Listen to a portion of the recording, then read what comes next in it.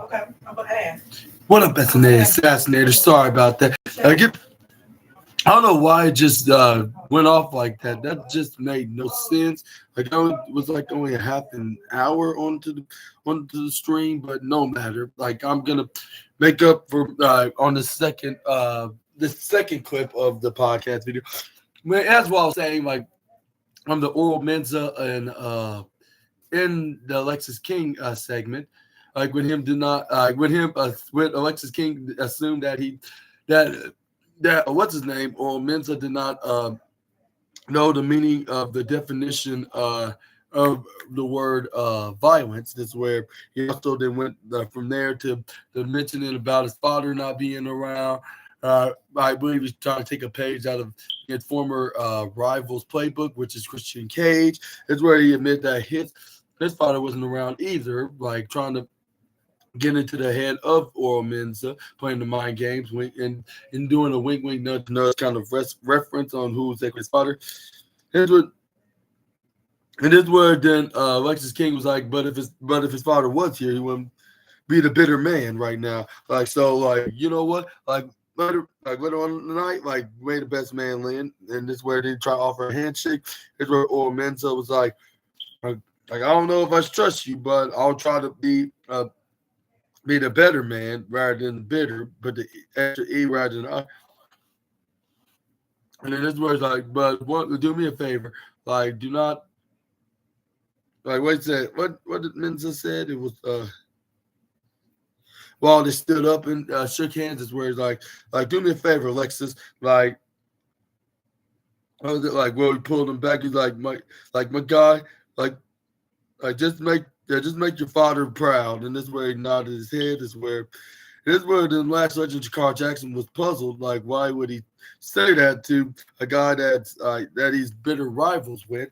But let me know in the comment section right down below and what do you think this feud's going to continue, or do you think that we can see like a new member of the Metaphor in form and shape of the Alexis King, or perhaps they can change their names now that Noam Dar's not around and he's in the injury shelf.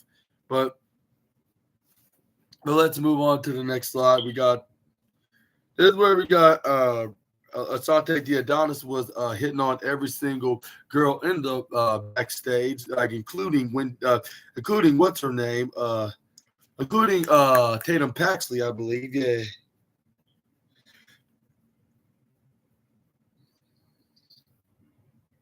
But it's where we got what's the name? Carmen Petrovic and Britney Reese was discussing like who's the girl up front with Ashanti Diodonis that gave him. It's where then Britney Reese was shrugged her shoulders. She's like, I don't know, like that was very odd though. It's where. And then this is where then he was like, I have been gifted this rose. Like, was it from any of you girls? Like, he was pointing out to the right side, but this is where they're like, no, like it wasn't us. This is where,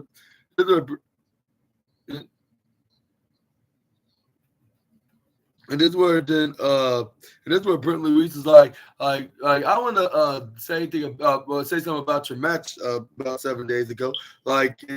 And yeah, like even though you got it's very cool that you're a ladies kind of guy, like, but like it kind of cost you the matches where Carmen Petrovic tried to correct Brentley. Just like that was kind of hard to work.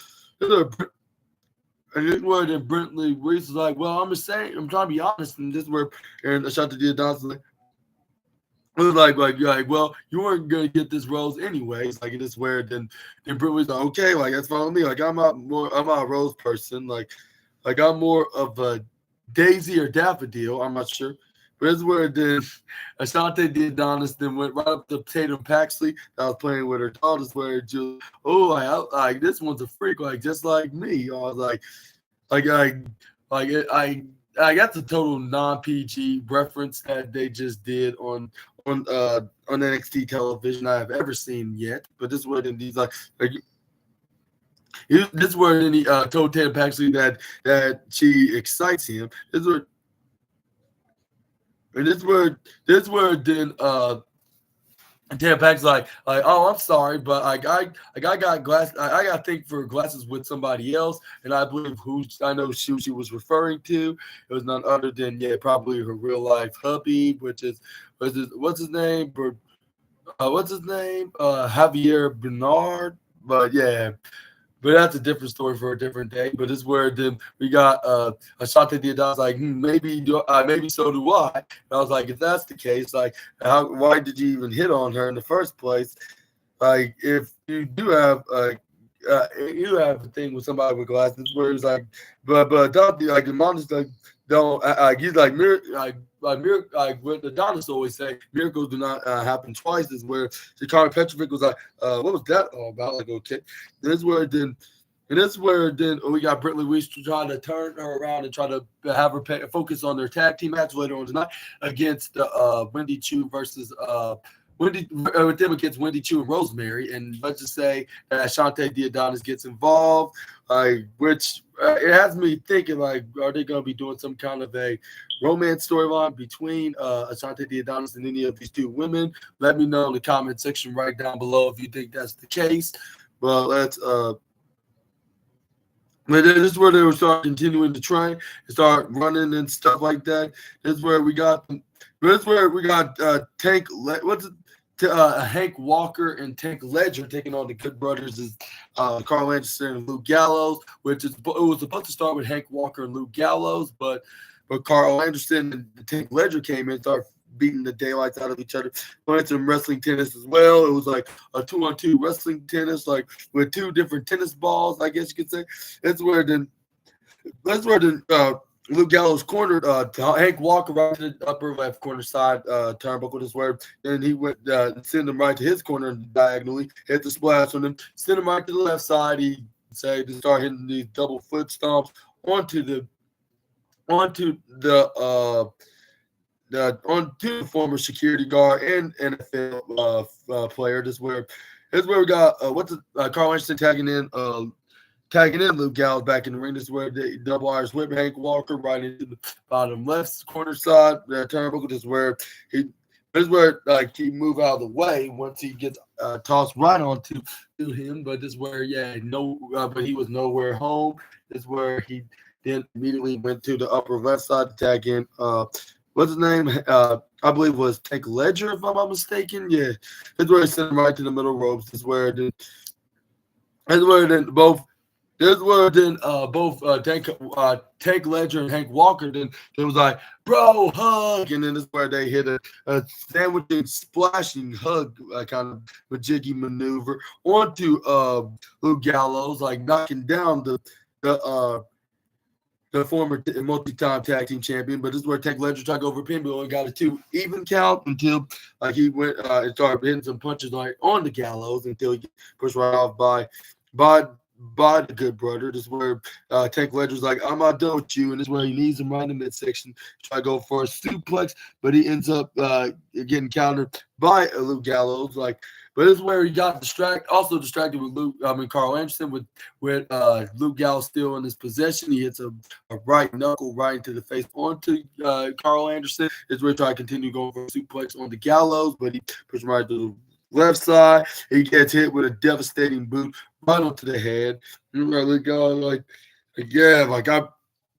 I took him down and this is where Carl Anderson hits the elbow strike right on the Hank Walker right to the top corner, trying to get the upper hand and trying to beat him easily. This is where we got Carl Anderson and hit a European uppercut, making bounce right on the bottom corner ropes. This is where he sent him right to the upper right side. This is where he sent him right diagonally in the bottom left side. And base first is where Carl Anderson was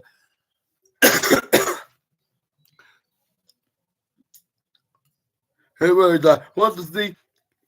OC gives give him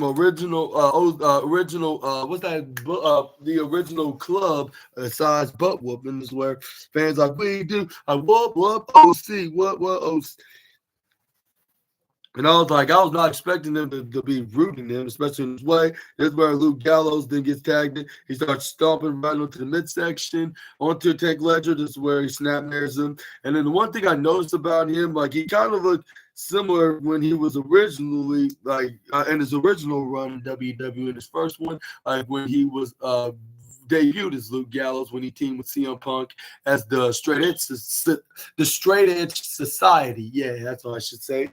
Where we got Luke Gallows going for a headlock right onto what's his name, the Tank Ledger. This is where Luke Gallows needs him right in the midsection. We try to get back up. He sends him right to the bottom left side. He gets end up clothesline. This is where then he gets Irish whip from the bottom the bottom left side to the upper right side. But luckily, he didn't get hit hard back first because his teammate Hank Walker was there, putting his back right there is like some kind of a human shield to protect his tag partners. Where he started going hype and going back and forth, left, right, left, and this is where it's like, come on, tag me in. This is where I give him the sweet old hot tag while what's his name? Luke Gallows tags in Carl Anderson. Is where what's his name? Hank Walker let Carl Anderson have it by him hitting his comeback move. Start off by hitting him with some strikes right onto the bottom left corner side. He sends him right to the bottom. He sent him right to the upper right side. This is where he hits a discus elbow right onto Gallows out of the ring. This is where he hits a clothesline right onto Carl Anderson. Carl Anderson in the upper right side. This is where he hits a spinning boss man slam. This is where the Carl Anderson. This is where we got. That's where we got Hank Walker try to go for a pin, but he only got a 2.2. With Carlson immediately getting his right shoulder up. This is where we got Hank Walker going up right up on the top rope. This is where he's about to hit some kind of a flying maneuver. But this is where we got Luke Gallows trying to go and try to help out his teammate Carl Anderson. But this is where he gets hit. A right hand to the face. This is where we got Carl Anderson to hit a European uppercut. But he got it right into the top turn and put it right up in the shoulders in the fireman's position. This is where we got by Tank Ledger, to prevent him from doing the Magic City. This is where we got. This is where then when Tank Ledger what's that distracting Luke Gallows is where it gave Hank Walker enough time to get right back up. He dodged out of Luke Gallows' clothesline when he figured out he finally seen him getting back up. He ducks. He gets tagged in by Tank. He gets tagged by Tank Ledger, which Luke Gallows did not even know about. But what's his name? What's his name? Hank Walker spinning him around, hits the power slam while Tank Ledger in the ring, hits the flying headbutt right into Luke Gallows' bald head. Not trying to make fun of the OC member, just saying. But this is where then we got a 1, 2, 3. Hank Walker and Tank Ledger is the winners of this match. And what are your thoughts on to this? Let me know in the comment section right down below. Which I have to get a bronze award. There was nothing matched this match like that was. That was really good. I'll say the women's tag match between Carmen Petrovic and Brittany Reese against Wendy Chu and Rosemary was all right, and it automatically gets a blue ribbon fourth place spot. Because there was only just a handful of matches that were